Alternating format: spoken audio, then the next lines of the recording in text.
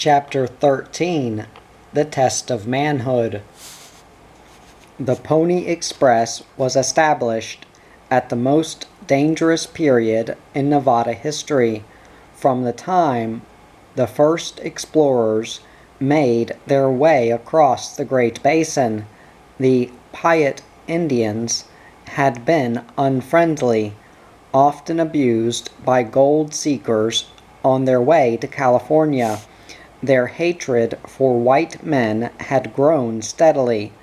Then, in 1859, rich gold and silver deposits were discovered in their homeland.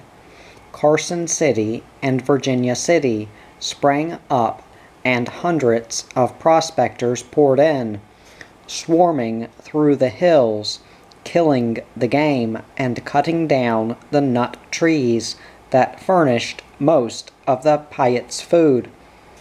About the time the first Pony Express mail was carried, Chief Winnemucca called a great war council at Pyramid Lake, and the Indians determined to drive every white man from their homeland. 46 miners were killed in an ambush, and when word of the disaster reached California, a detachment of U.S. troops was sent to punish the Piutes. The soldiers, unfamiliar with the country, were never able to catch the Indians, and only succeeded in scattering them into hiding on the deserts. There they took out their spite by destroying lonely Pony Express relay stations and harassing the riders. Station after station was sent up in smoke, the keepers were killed, and the relay horses stolen. By the middle of May 1860, the Piute campaign against the Pony Express was at its fiercest. Most of the Nevada relay stations had been destroyed, and ambushes set in nearly every mountain pass, canyon, and thicket along the whole length of the route. Trying to carry mail over it was like running a 500-mile gauntlet. The work of the Pony Express riders became almost a nightmare. But there is only one record of a rider refusing to make his run or turning back, because he was afraid. Often, when a rider finished his route on a tired horse, he found his home station destroyed and had to ride on for another 25 or 50 miles. The riders avoided the regular trail as much as possible, seldom following the same route twice, and made their runs far out among the desert hills. But to change horses, they were forced to come into the few remaining relay stations, and there were several ambush spots that could not be avoided. Quaking Aspen Bottom was the most dangerous of all. It was a Piute stronghold, and there was no way around it. With 2 mails each way to be carried every week, the strain on the Nevada riders was terrific. Although only one rider was killed while on the trail, several were badly wounded, and others became so worn out that they were unable to climb into a saddle. Those who were still fit often rode double routes to keep the mail going through as nearly on schedule as possible. In early May, J. Kelly made one of the longest, fastest, and most dangerous double runs. At dawn he finished his regular 116-mile ride from Ruby Valley and rolled into his bunk at Smith's Creek. At 2 o'clock that afternoon, another mochila was brought in from the east.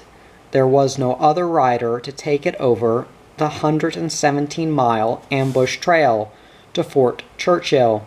So Jay saddled and was away within 2 minutes. He spared his pony until he reached quaking Aspen Bottom, then shot through the ambush at a dead run. Crossing the Desatoya Mountains high above the regular pass, he sneaked into Cold Spring for a change of ponies, then raced on. A few miles to the west, he rounded a mountain shoulder and came suddenly upon a wagon train of frightened immigrants who were trying to get out of the country.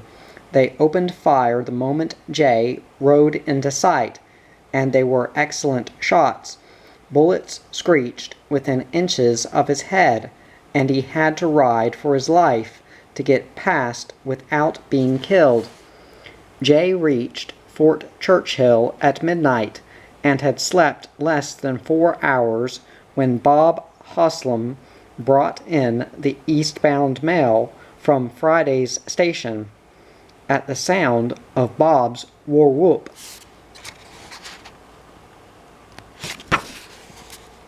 Jay sprang from his bunk, wide awake and pulling on his boots. 2 minutes later he was in the saddle again, and galloping back east toward the aspen thickets in Carson River Marsh to get through the ambush before daylight.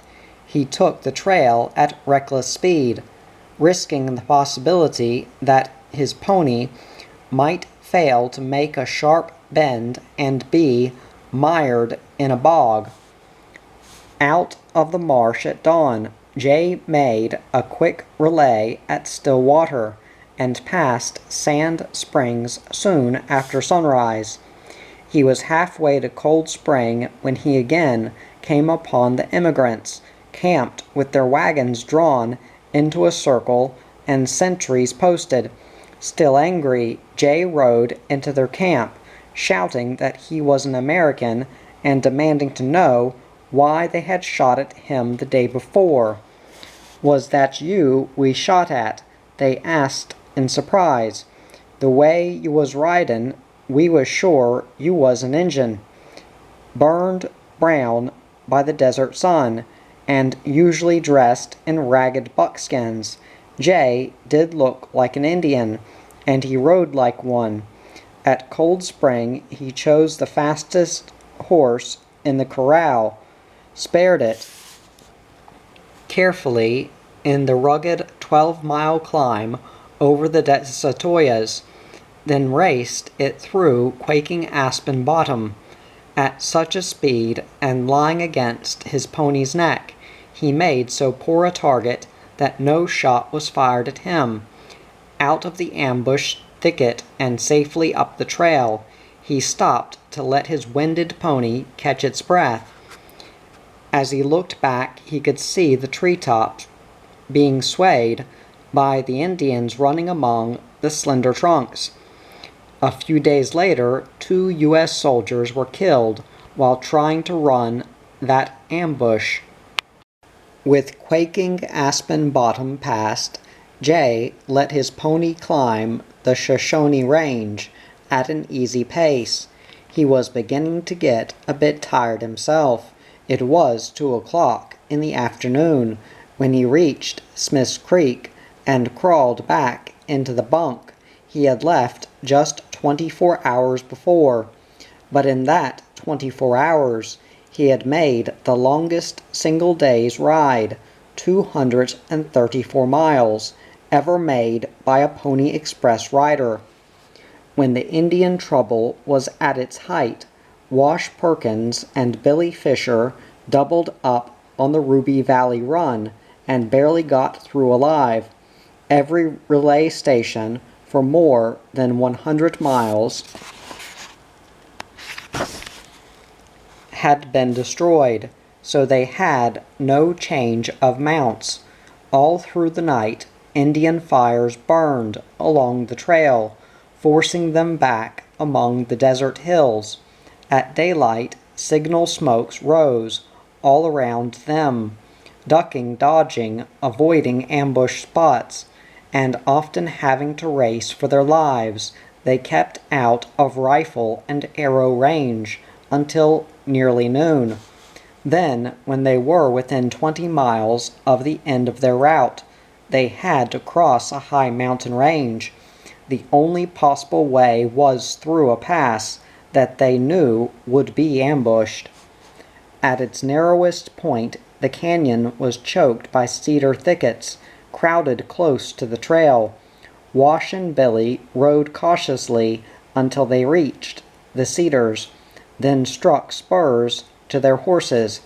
At the same moment, a swarm of yelling Indians sprang from behind the trees. Rifles barked, bowstrings twanged, and bullets and arrows whizzed around the boys' heads. A bullet ripped through the top of Billy's mochila.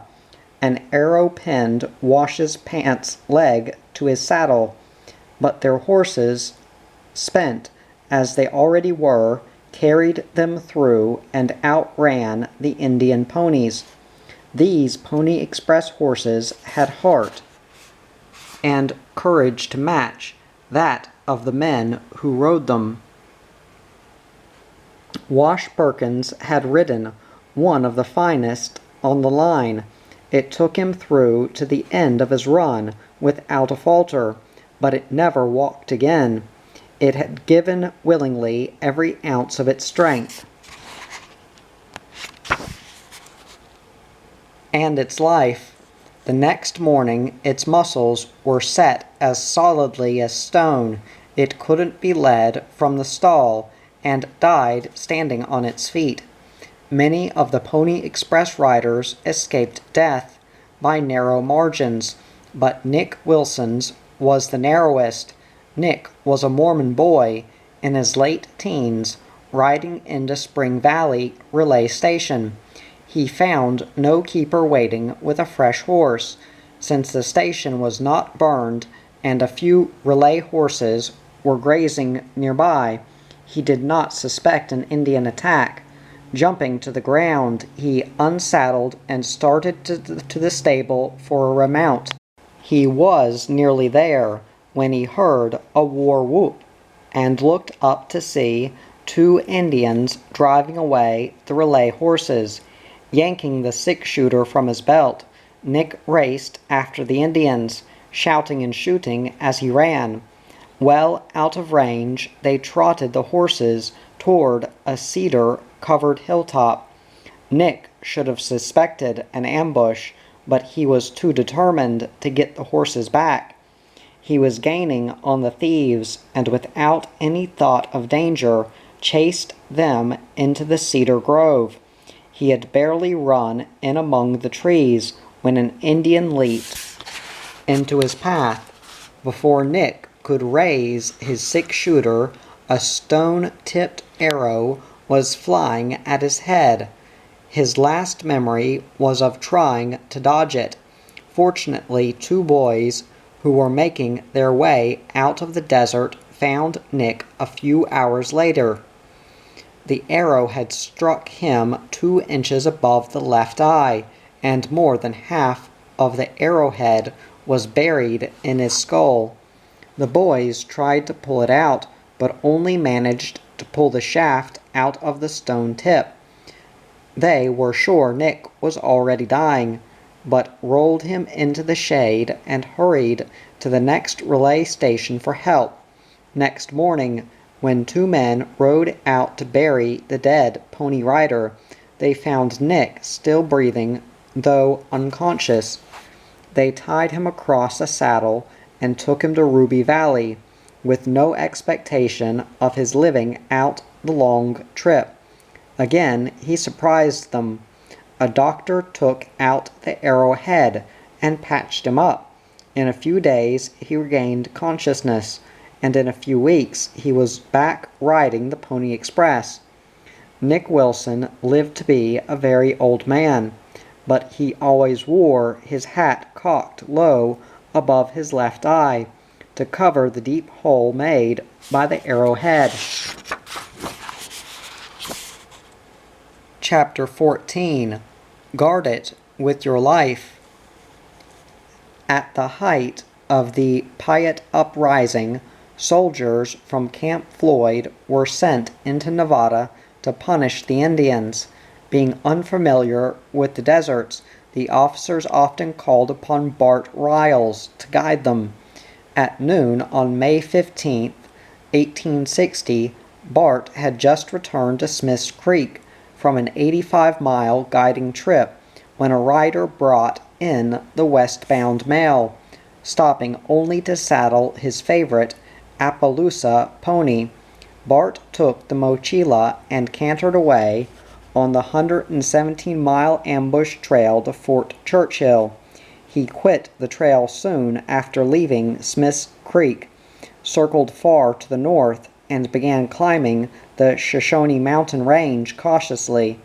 He planned to save enough of his pony's strength for a fast drive through quaking Aspen Bottom, but the Indians had ambushed every pass in the Shoshones.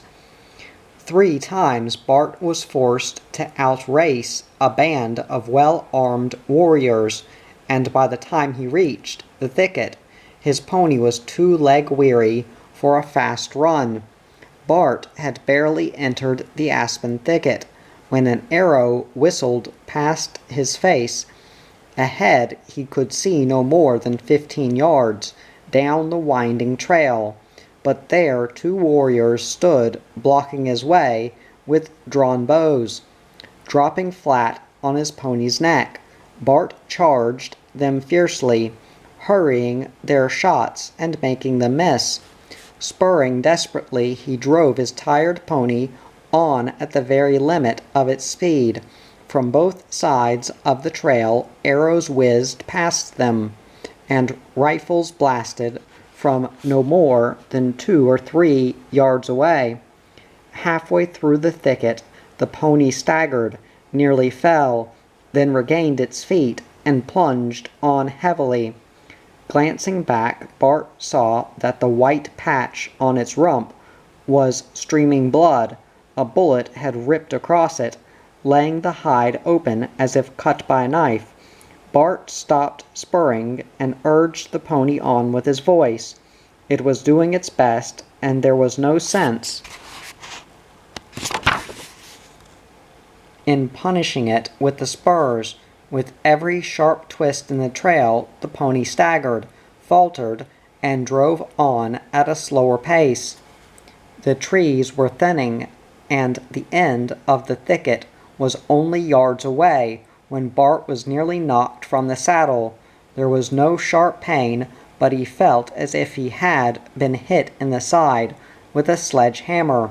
He grabbed for the saddle horn with both hands as a bright light flashed before his eyes. Blackness closed in around the brightness, squeezing it down until only a speck remained.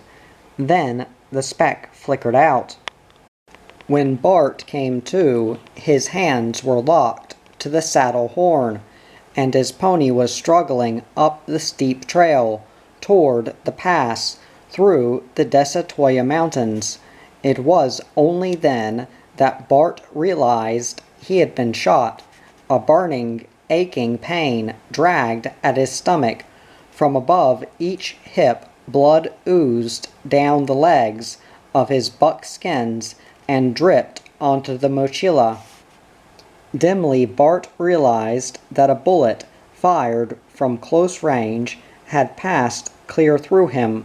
He knew he was dying, but tried to shake the dizziness from his head, took off his neckerchief, tore it in half, and plugged the holes in his sides.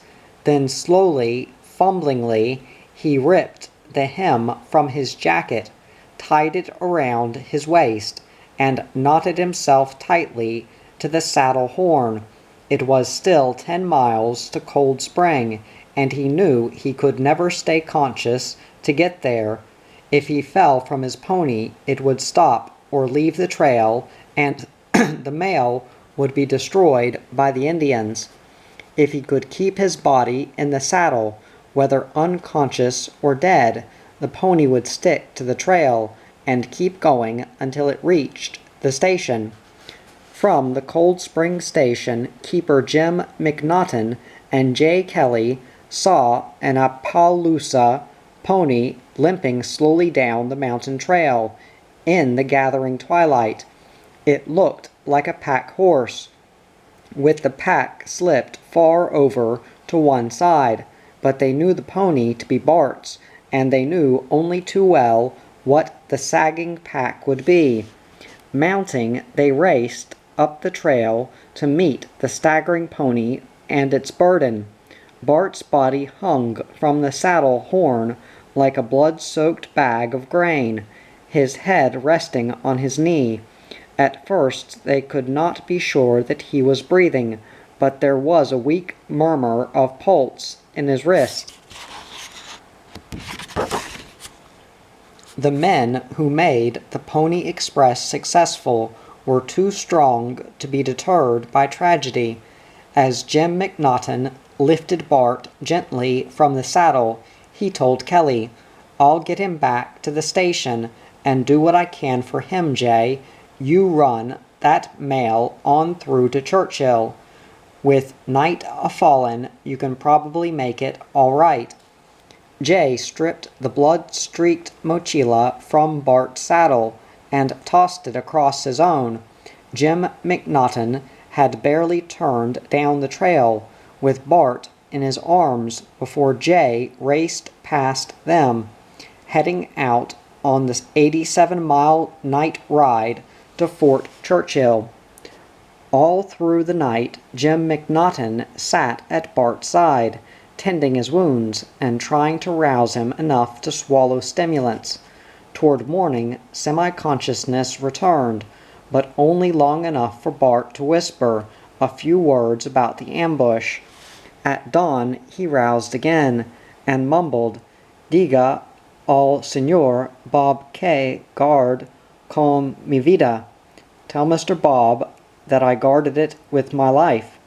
Then the light flickered out for one of the bravest Mexican boys this country has ever known. Chapter 15. The Greatest Pony Rider. Many books have been written about the Pony Express, and most of them name Buffalo Bill Cody as the greatest of all the riders. There is no doubt that Buffalo Bill was a great rider and frontiersman, but it is very doubtful that he ever carried the Pony Express mail. He did work for Russell, Majors, and Waddell at that time, but he was then only 14 years old and worked as a messenger boy at Leavenworth, Kansas. The stories of his daring experiences as a Pony Express rider were never told until he became famous and had a talented publicity agent. Wild Bill Hickok became most famous of all the men who worked on the Pony Express route.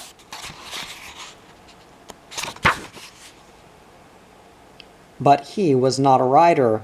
He was stableman at the Rock Creek Station in eastern Nebraska. It was there that he gained his first fame and the name of Bill. One of the men whom he and his friend Doc Brink are said to have killed in self-defense gave him the name as well as the fame. James Butler Hickok was 23 years old when he came from Illinois to take the job of stableman at Rock Creek. At that time, he had no mustache to cover his buck teeth and protruding upper lip. Dave McCannels, a hard-drinking bully who had a homestead nearby, ridiculed Jim's appearance, laughed at him, and called him Duckbill. After their famous gunfight, Jim was arrested, tried for murder, and exonerated, but the sheriff misunderstood the nickname. He wrote out his warrant for Dutch Bill Hickok. The Dutch was soon forgotten, but the bill stuck. No braver or more self-sacrificing group of men and boys was ever gathered for any undertaking than for the Pony Express. but standing out above them all was Pony Bob Haslam. After the punishment of a day-long run, many a pony rider came into his home station a worn-out man, bleeding from mouth and nose. Jim Moore, Jay Kelly, Jack Keatley, and other boys made fabulous rides, but it was Pony Bob who seemed indestructible. Bob Haslam's regular route was between Friday's station on the California-Nevada line and Fort Churchill, but he rode wherever the danger and the need were greatest. During the first 6 weeks of the Pony Express, Bob was wounded twice by Indian arrows. Fortunately, both were flesh wounds, and he paid no more heed to them than a boy will pay to a cut finger. Without slowing his pace, he pulled the arrows out and kept on to the end of his route. By the time the next mail came in, he was back in the saddle and ready to go. At dawn, a few days after Bart Riles was killed, Pony Bob rode into Reed's station to find all the horses gone. He stopped only 10 minutes to feed and water his tired pony, then rode the 15 miles to Fort Churchill, the end of his route. There he found the one exception among the Pony Express riders, the man who was to have taken the mochila on eastward refused to make the dangerous ride over the ambush trail to Smith's Creek. By chance, W.C. Marley, superintendent of the Pony Express in western Nevada, was at the station. After trying to persuade the frightened man to make his ride, he turned to Pony Bob and said, "Bob, the mail's got to go through. I'll give you $50 if you'll make this ride." Pony Bob had just ridden 75 rugged miles, but he didn't hesitate. "You've made a deal," he said. "I'll go at once." It took Bob just 10 minutes to eat, clean his rifle, load 2 extra cylinders for his revolvers, and climb back into the saddle. He made the run through the aspen thickets in Carson River Marsh in record time. Out on the far side, he stopped to rest his pony, picking a barren hilltop where there was no chance of being ambushed. Then he mounted and rode on. 4 miles outside Stillwater, he found his way blocked by a band of 30 Piute warriors, all well mounted and armed with good rifles. Among them was a young chief who spoke a little English, and who knew Bob Haslam's reputation. Without hesitating, Bob looped the reins around his saddle horn, snatched the revolvers from his belt, cocked them, and spurred straight at the Indians. The young chief waved his warriors back frantically. As Pony Bob raced through the band, the chief shouted, "You pretty good fella, you go ahead." Possibly the chief saved Bob's life, but it is certain that he saved the lives of at least 3 or 4 of his warriors. At Stillwater, Bob chose the toughest Mustang.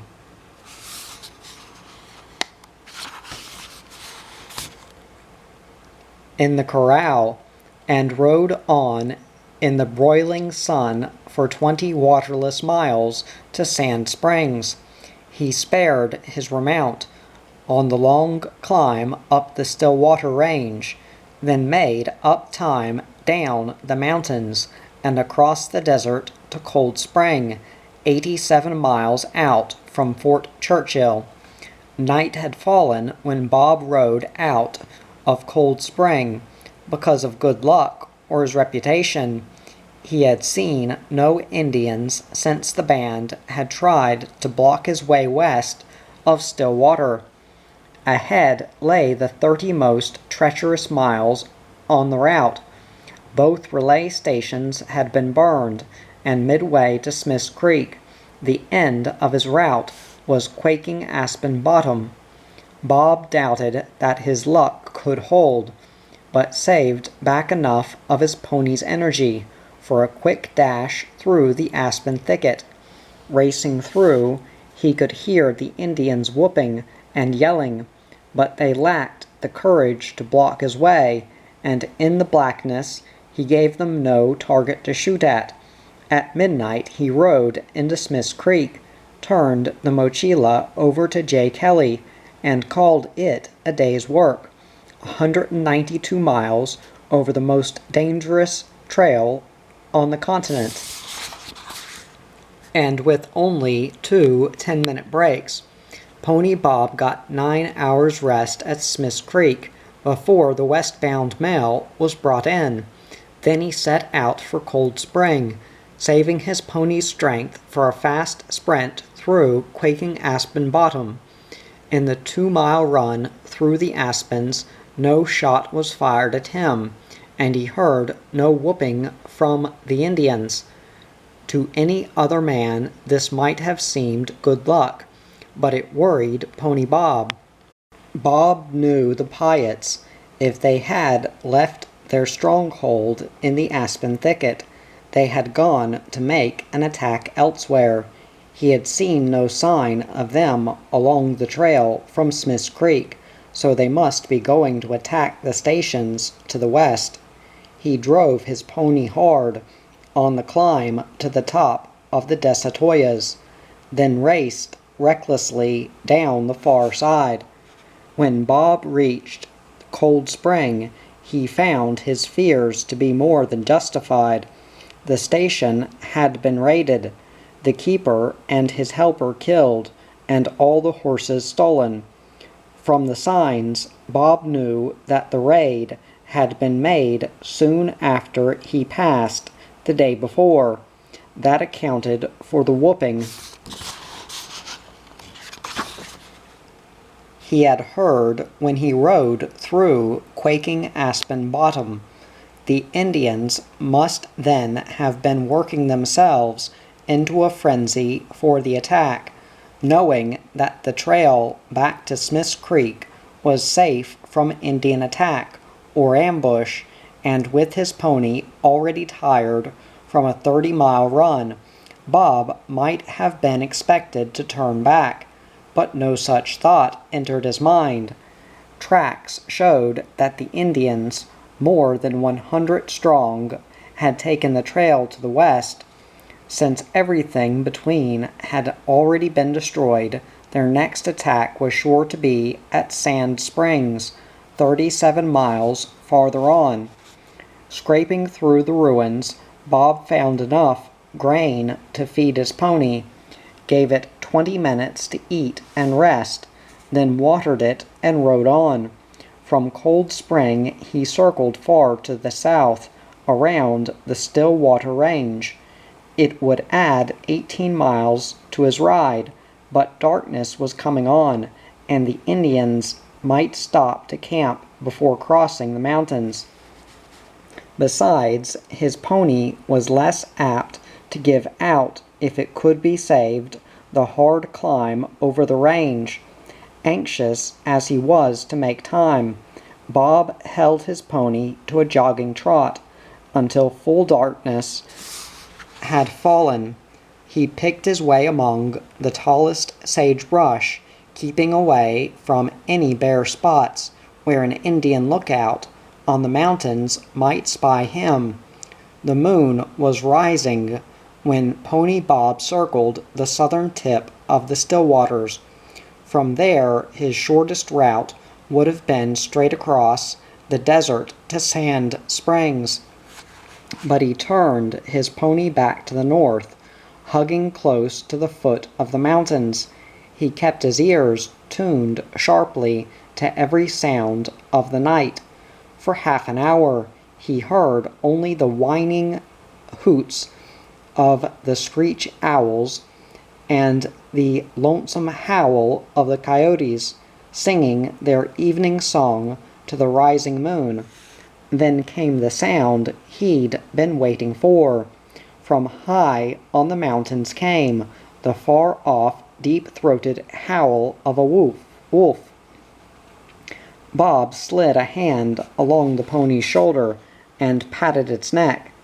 "No need killin' yourself now, old-timer," he said. "Them Injuns is camped plumb astraddle of the pass, and old Lobo Wolf, he's callin' in the relatives to help haul down a bait Injun hoss meat for supper." Turning and guiding himself by the stars, he struck out for Sand Springs in a beeline. The sky was graying in the east when he roused the keeper with a war hoot. The Sand Springs station was only a small adobe hut, with a feed shed and corral for the horses. There was no hope of defending it against a large Indian war party. The Stillwater station, 20 miles to the west, was a solidly built adobe fort, large enough to hold 20 men and 15 horses. Pony Bob wasted no time at Sand Springs. There was only one thing to be done, and he insisted that it be done quickly. Within a few minutes, he was up on a fresh pony, and with the keeper and his helper, was driving the relay mounts across the desert toward Stillwater. Although there was no time to lose, Bob moved carefully, spying out the desert ahead and keeping the loose horses well concealed in the sagebrush. There was recent Indian sign all the way, and he saw sentries posted on several hilltops, but slipped past them all without being seen. It was twilight when he raced the little herd of relay horses across the last stretch of barren ground and into the Stillwater corral. At Stillwater, Bob found the keeper and 15 badly frightened immigrants barricaded in the station. They told him that ever since dawn a very strong war band of Piutes had been circling the station, well out of gunshot, and that an attack was expected at any minute. "Reckon you're as well off here as any place I can think of," Bob told them. "But I got a job o' work to get done. This here mail's past due at Church Hill right now, and I aim to get it there as fast as the Lord'll let me." As soon as full darkness fell, Bob rode out with the mail, and the Lord must surely have been with him. He made the 30-mile ride through Carson River Marsh in amazing time, and brought the mail into Fort Churchill only 3.5 hours late. He was so tired that he took an hour and a half nap before riding on 75 miles to Friday's station, high in the Sierra Nevadas. Although Pony Bob Haslam had ridden 385 miles in a total of 78 hours, and with only 11 hours rest, this was the greatest endurance record ever set by a Pony Express rider, but it was not Pony Bob's greatest ride. Chapter 16. The Greatest Pony Ride. Pony Bob Haslam's greatest ride, and possibly the greatest ride in American history, was made in March 1861. By that time, war between the North and South seemed certain, and California was still a very doubtful state. Whether it remained loyal to the Union or joined the Confederacy depended a great deal upon the policies set forth in Lincoln's inaugural address. California might swing to the cause of the Confederacy any day, and it was of the utmost importance that the address be relayed to Sacramento in the shortest possible time. Weeks before the inauguration, Russell Majors and Waddell made elaborate preparations for speeding the president's address to California. They spared no expense, hired hundreds of extra men, and arranged to have fresh relay horses waiting every 10 miles along the whole 1,966-mile route. Word was sent out to the Pony Riders that horses were not to be spared under any conditions, that California might be lost to the Union if there was the slightest delay. The Piutes had made little trouble through the winter of 1860-61, and most of the Pony Express relay stations in Nevada had been rebuilt. But with the coming of spring, the Indians again began their attacks. Stations were raided and ambushes were set all along the 117-mile trail from Smith's Creek to Fort Churchill. It was no surprise when Bob Haslam was chosen to carry President Lincoln's address over this extremely hazardous route. Pony Bob was waiting at Smith's Creek when the mochila bearing the president's address was brought in from the east. To lighten his horse's loads as much as possible, he discarded his rifle, but carried 2 Colt revolvers stuck under his belt.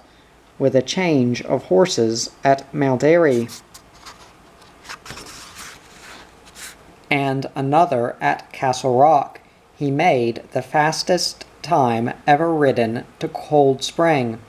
He was at first surprised and then worried when no Indians tried to ambush him in Quaking Aspen Bottom or at either of the mountain passes. The fastest horse at the Cold Spring Station was saddled and bridled when Bob raced in, but he insisted on riding Old Buck, a slower horse. The Old Buckskin was a desert mustang.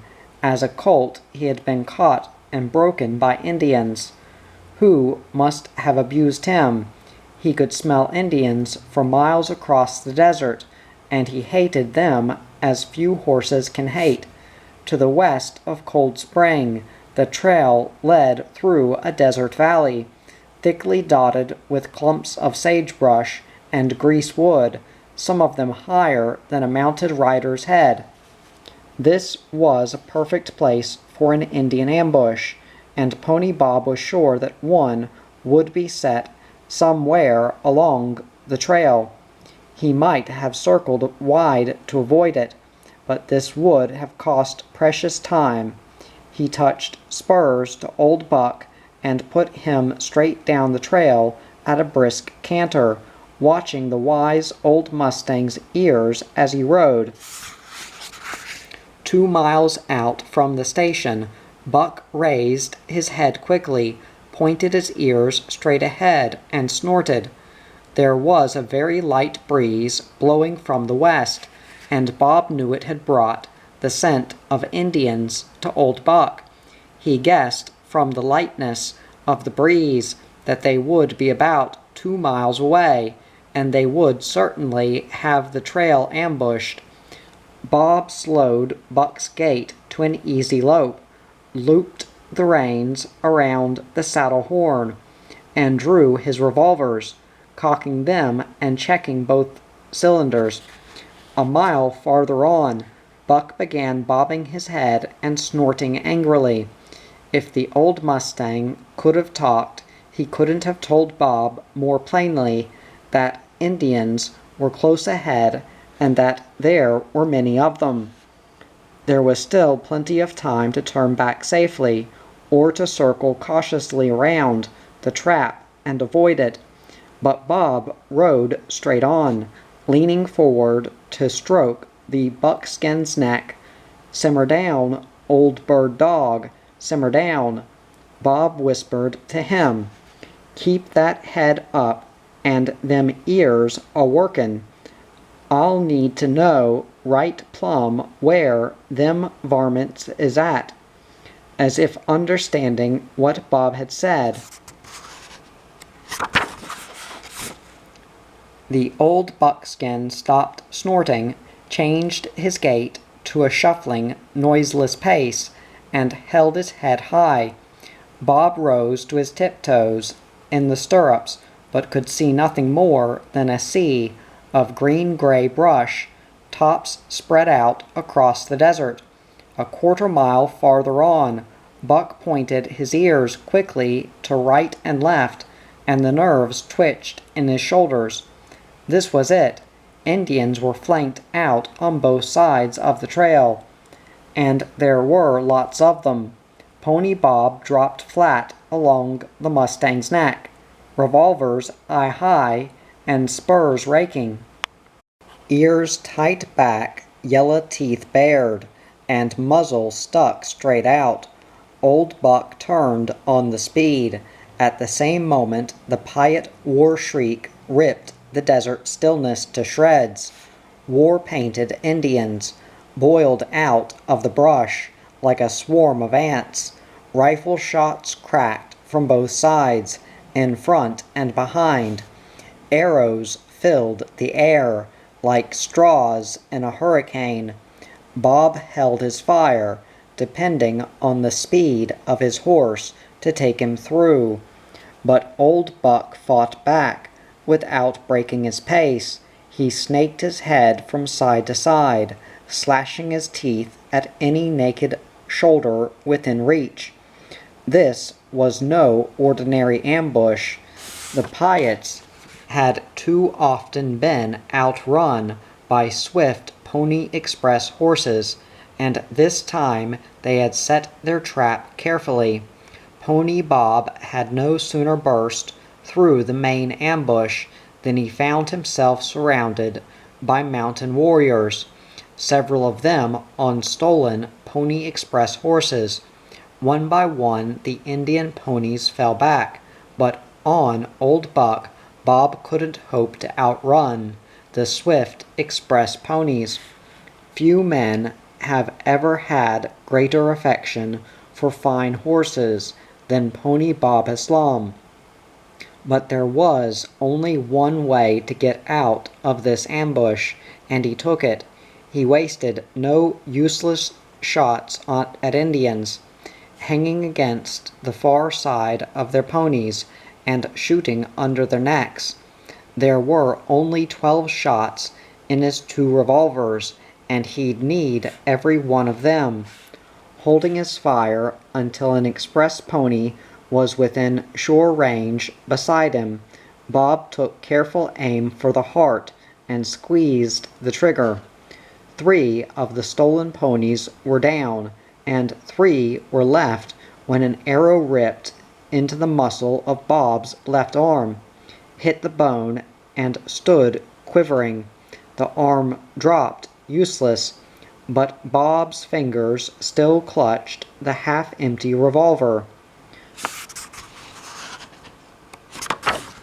The shock of the stone arrowhead against bone sent waves of pain through his whole body, but he didn't straighten up or stop spurring. Carefully slipping the gun from his right hand back under his belt, he jerked the arrow out, then reached down and took the other gun from his useless hand. Seeing that Bob was wounded, the Indians howled like rabid wolves, but they had learned better than to ride abreast of him. Closing in behind, they pressed him hard, shooting arrow after arrow past his head and shoulders from close range, turning his head and taunting them so as to keep them shooting at him rather than Old Buck. Pony Bob watched for the chance that might save him. It came sooner than he expected. At a place where the trail narrowed, the Indians strung out in close single file. Snapping upright and twisting in his saddle, Bob poured 3 quick shots, at the forehead of the lead pony. It went down in a diving somersault. The second pony piled up on top of it, but the third swerved in time to race past. Instantly Bob fell flat against Old Buck's neck, tossed away his empty revolver, and reached for the other. He had just yanked it from his belt and was turning back to fire when an arrow wanged past his face. It ripped through his lips, knocked out 5 front teeth, and fractured his jaw. For a moment or two, blackness swirled before his eyes, but he didn't lose consciousness. Grabbing blindly for the saddle horn, he shook his head fiercely to clear his brain. The instant his sight cleared, he whirled in the saddle and emptied his gun at the chest of the oncoming pony. Bob never knew whether or not the pony went down. It took all his attention to fight back the dizziness and pain that were muddling his brain. When his head cleared again, Buck was racing up the trail alone, and the Middle Gate relay station was in sight, only a mile away. When Old Buck galloped into Middle Gate, Bob Haslam was a frightening sight. At the fast pace they had been going, blood from his mouth had blown back to cover his whole face and chest, and his left arm, already swelling, hung at his side like a wet red log. Blood dripped from his fingertips as he jumped from the saddle, trying to pull the mochila off with him. Both the station keeper and his helper, men in their 50s, wanted to carry the mochila on for Bob, but he wouldn't listen to them. Although, with his broken jaw and torn lips, he could hardly make himself understood. He mumbled, "Fetch me a clean rag to hold in my mouth, and wrop up this arm. I'm a-goin' on through." Pony Bob Haslam did go through, all the way to Fort Churchill. When he rode in, his wounded arm had swollen until it was bigger around than his thigh, and his face was almost unrecognizable. But in unbelievable time, he had brought through the mochila, holding President Lincoln's address, dripping with his own blood, badly wounded, and with one arm useless for most of the way. He had ridden 120 miles in 8 hours and 10 minutes, and had changed mounts 12 times. That was the fastest trip ever made by the Pony Express. In just 7 days and 17 hours from the time President Lincoln's inaugural address was telegraphed from Washington to St. Joseph, a hard-spurring pony rider galloped it into Sacramento, California, with men such as Bob Haslam, Boston Upson, Jay Kelly, Bart Riles, Major Egan, and all the other great riders. It seems impossible that the Pony Express could have become useless in little more than a year and a half. But that is just what happened. In those 18 months, the Pony Express riders carried the mail farther than 24 times around the world. But fast as the ponies were, the progress being made in the United States was faster. While the pony riders were racing across the prairies, mountains, and deserts, other men were setting poles and stringing telegraph wires between California and the Missouri River.